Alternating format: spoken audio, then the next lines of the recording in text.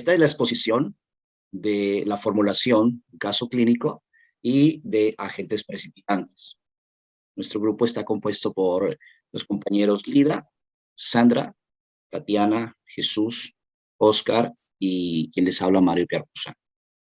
Como primera medida, queremos expresar la importancia, la necesidad de ir hacia tener un énfasis científico en la importancia que tiene el resumen, la organización, la valoración y todo la regulación de información que tengamos. ¿Por qué es importante hacer una formulación de un caso clínico? Pues porque ello nos va a dar la información necesaria, específica, general y específica, para poder nosotros describir al paciente, poder saber en qué tipo de contexto él se encuentra, lograr llegar a formular cierta hipótesis o ciertas hipótesis y poder lograr ver cuál es su estado patológico. También eso nos va a generar que una fuente del padecimiento del paciente y pues lógicamente que como terapeuta pues nos corresponde organizar las estrategias y también la planificación para llevar a cabo unos pasos y lograr así una asistencia terapéutica con profesionalismo y con responsabilidad. También debo decir que es importante este programa, este agendamiento de los datos organizados con el paciente nos indica un paso a paso, solucionar la situación que nuestro consultante está buscando. Y también a través de la generación y el entendimiento de la importancia que esto lleva a cabo, pues formular los casos con los síntomas, con la etiología y con la posible valoración. Todo esto pues nos va a dejar como un sentido completo de lo que queremos realizar. Entonces, la formulación de un caso clínico es totalmente fundamental en el caso de la admisión del paciente. Bien, como segunda medida, pues quiero también dar a conocer el primer paso de las características que lleva la formulación del caso, es la importancia de comenzar por el principio y es tener unos muy buenos datos personales del paciente, una información asertiva, una información completa. Entre otros, tenemos el nombre, tenemos la edad, la nacionalidad, la ocupación del área profesional o estudios que esté llevando a cabo y también un aspecto importante, tener la información del grupo familiar. Lo que hemos visto como carencia dentro de los protocolos en las instituciones públicas y de pronto en algunas universitarias académicas es que dentro de estos protocolos hemos visto la carencia de contactos de quien asiste al paciente y de eso más adelante nuestra compañera Tatiana nos amplió una información importante. También conocer de primera mano a qué EPS puede corresponder su atención primaria y que como profesionales es algo importante que debemos saber las rutas de atención en caso de que se necesite una atención personalizada, algún asunto de una emergencia que necesitemos resolver con nuestro. Bien, aquí le doy paso a mi compañera Lida con el siguiente. Gracias, Mario. El siguiente tema es fuente de la derivación. ¿Qué es la fuente de la derivación? Es el ámbito de la mediación. Es cuando un profesional o institución remite a un paciente a otro profesional. Cada vez que un paciente llega a nuestra consulta, nos inundan esas ganas de querer ayudarlo. Sin embargo, hay veces que la persona necesita de otro tipo de tratamiento o profesional, por lo que debemos derivarlo. Cada caso es totalmente diferente y no existe un momento exacto para derivar, por lo que es recomendable que sea posible detectar en la primera entrevista o tal vez en la primera cita si realmente soy ese profesional adecuado para tratar algún tipo de patología o algún tipo de trastorno en cuestión. La mejor opción para derivar al paciente a otro profesional especializado es haciendo un diagnóstico para acompañar esa derivación y obviamente de esta forma el psicólogo podrá conocer tanto el perfil como las necesidades del paciente que acude a su consulta. Por favor, la siguiente. Gracias. Contexto de la consulta. En el contexto nos permite identificar si el consultante proviene del ámbito privado o si del ámbito público. Nos permite establecer condiciones para el encuadre, como cantidad de sesiones que necesitamos tratar con el paciente, la duración y obviamente nuestros honorarios.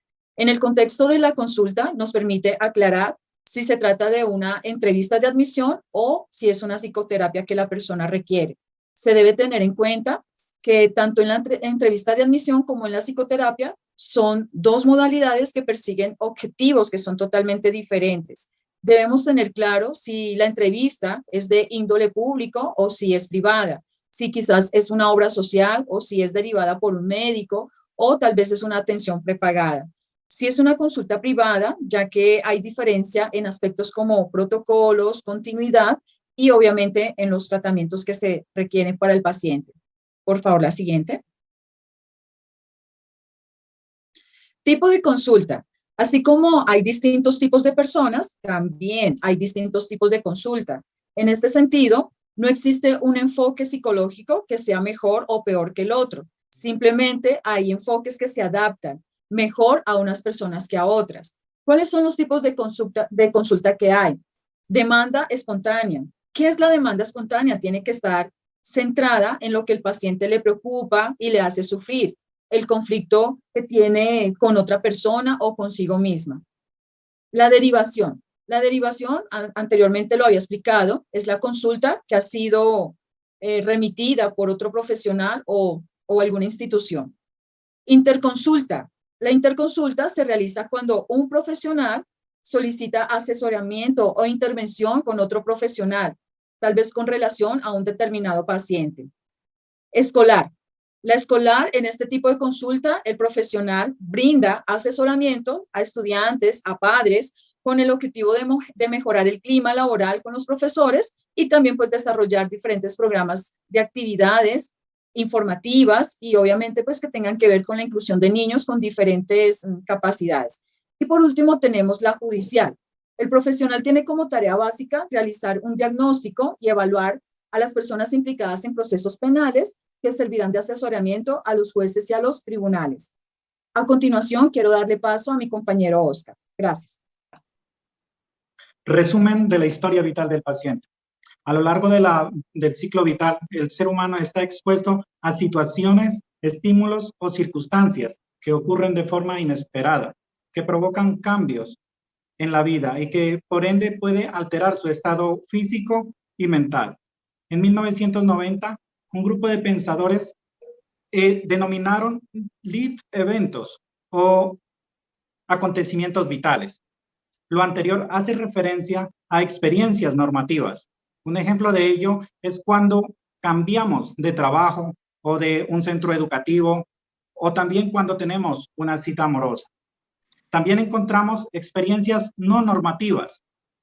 Un ejemplo es la muerte de un ser querido, enfermedades graves, como por ejemplo enfermedades médicas como por ejemplo el cáncer, diabetes, también los problemas judiciales y las separaciones de los padres.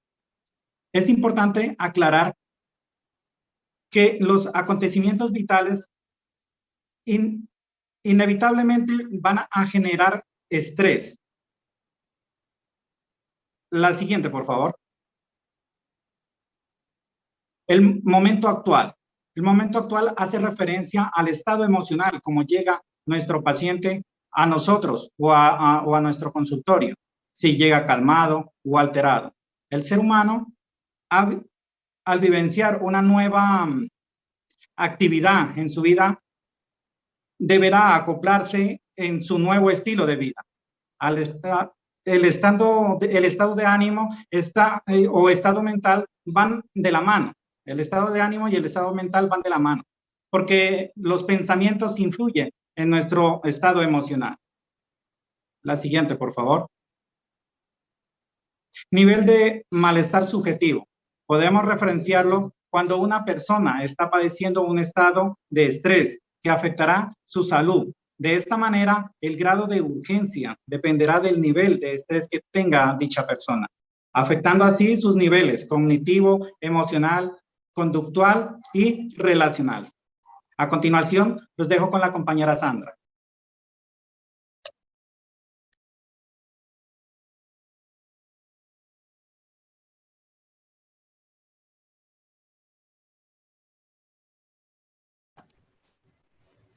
Motivo de consulta. ¿Qué busca el paciente? El paciente busca ser escuchado. Busca ayuda para enfrentar situaciones que se afectan emocional y mentalmente, como una ruptura amorosa, problemas familiares, problemas en el trabajo y demás. Busca desahogarse para conocerse más a sí mismo, como también eliminar obstáculos que impidan alcanzar sus objetivos. ¿Qué espera del tratamiento? Recuperar su estabilidad, su salud mental, cambiar, crecer como persona, sentirse más seguro, mejorar sus relaciones familiares y personales, mejorar el control de sus acciones y emociones. Siguiente, por favor. Sistema atributivo. Identificar a qué contribuye el paciente lo que le ocurre. Existen muchos agentes que hacen que un paciente cambie emocionalmente, como por ejemplo, que llegue su tío a la casa y se acueste en su cama. Eso hace que altere emocionalmente. Siguiente, por favor. Estrategias de afrontamiento. ¿Qué ha intentado el paciente para enfrentar lo que le pasa? Mejorar su estado de ánimo, realizar actividad física como correr, saltar, caminar, sonreír más para aliviar el estrés, ser más sociable, interactuar más con personas cercanas. Evaluar factores de mantenimiento. Se debe realizar una estrategia que facilite la organización de la información recolectada en un proceso terapéutico, con el fin de limitar los problemas y estructurar un plan de interacción que fortalezca el cumplimiento terapéutico para cumplir sus metas clínicas. A continuación, nuestra compañera Tatiana. Continuamos, severidad sintomática y urgencia clínica. Entonces, como profesionales debemos identificar hospitales, clínicas o centros de salud donde posiblemente podamos llevar a nuestro paciente en caso de una crisis. Complejidad, cantidad de variables involucradas. Aquí identificamos la conducta o la conductual. Debemos verificar, hacer un análisis para mirar y determinar el por qué nuestro paciente tiene la conducta que no es normal en él. Y asimismo, identificar qué proceso podemos continuar. Distinguir para planificar lo ideal de lo viable. Identificar qué agente precipitante hace que nuestro paciente cambie emocionalmente drásticamente. O sea, que en un momento esté bien y de un momento a otro se encuentre en un estado emocional complejo que pues nadie de pronto ha conocido su estado en ese momento y todo el mundo pues se encuentra preocupado y por ende buscan el apoyo psicológico. Cronicidad. ¿Hace cuánto y en qué grado se encuentra el paciente en ese momento o su situación? Hay que determinar si es leve, si es agudo o si es crónico, en qué grado de estos tres se encuentra. Para asimismo, buscar su proceso o su apoyo adecuado. Red de apoyo. Esa red de apoyo es demasiado importante, dado que en el momento en que nuestro paciente se encuentra en consulta y entra en crisis, debemos tener mínimo 3 contactos de emergencia. ¿Esto para qué? Porque en el momento en que el paciente se encuentra en crisis y haya que llevarlo a otro lugar, ejemplo a un hospital, pues debemos informarle al contacto de emergencia. El primero es el familiar, que puede ser papá, mamá o hermano, o un familiar. El segundo se conoce como el contacto social, que puede ser amigo o un compañero de trabajo o una persona con la que él más se relacione. Es muy importante, cada vez que llegue un paciente a nuestro consultorio, pedirle mínimo 3 contactos de emergencia, en caso, el mismo nombre lo dice, en caso de una emergencia, tener donde contactar. Por último, los antecedentes. Aquí venimos a verificar qué enfermedades ha tenido nuestro paciente y por ende qué enfermedades ha tenido su familia. Entonces, en el momento en que iniciamos a realizar nuestra historia clínica, empezamos a hacer el paso a paso para tener una historia amplia y que nuestro paciente pueda tener una evolución positiva y un proceso que es lo que nosotros necesitamos, que él llegue y salga transformado en su salud mental. Continuamos con nuestro compañero Jesús. Muchas gracias, compañera. Dentro de los agentes precipitantes encontramos el modo de comunicación que es de parte del terapeuta y el paciente. Encontramos dos tipos de comunicación, que es la verbal y la paraverbal. La verbal trata de la comunicación de signos orales, es decir, hablado de forma gestual, y encontramos también la comunicación escrita por medio de lo que es la escritura en papel y por medio de mensajes. Y en cuanto a la comunicación paraverbal, encontramos que es elementos paraverbales que acompañan expresiones lingüísticas. Es decir, cuando el paciente hace una expresión, una entonación, un énfasis en su voz, una exaltación, eso es una expresión oral. En cuanto a la escritura, también encontramos cuando hace signos de puntuación, hace signos de exclamación o interrogación. Siguiente. Encontramos también lo que es, de acuerdo a los agentes precipitantes, encontramos los aspectos semiológicos y significativos. Aquí encontramos que el terapeuta y el paciente se comunican, muchos de ellos por medio de signos, señales, ya que tienen alguna incapacidad, como es los sordos mudos, y ellos se expresan de una manera diferente. Aquí el terapeuta debe ser esa persona que capte estos signos, señales y códigos que expresa el paciente. ¿Seguimos? En cuanto al diagnóstico situacional y categorial, encontramos el diagnóstico situacional es cuando el terapeuta observa, de acuerdo a su conducta, a la conducta del paciente, cómo se expresa, cómo toma el momento de diagnóstico y expresa su situación y su patología. Así que ese es el momento donde el terapeuta observa todo lo que ocurre en el momento de la comunicación del paciente. Y en cuanto al diagnóstico categorial, encontramos que ya es un instrumento ya más de evaluación, donde el terapeuta ya se dirige a lo que es el DSM y donde registra o observa la patología que tiene el paciente. Siguiente, por favor. Encontramos también las diferencias de agentes precipitantes. Aquí encontramos, es cuando nosotros recibimos como profesionales a un paciente, encontramos que él presenta diferentes situaciones, síntomas, su estado mental, su tipo de personalidad y su historia personal. Así que, como terapeuta, debe diferenciar estos agentes precipitantes para luego dar y tomar una decisión clínica y comprender en todo el aspecto al paciente. Entonces, estos son todos los agentes precipitantes que debemos tener muy en cuenta como profesionales. Muchas gracias.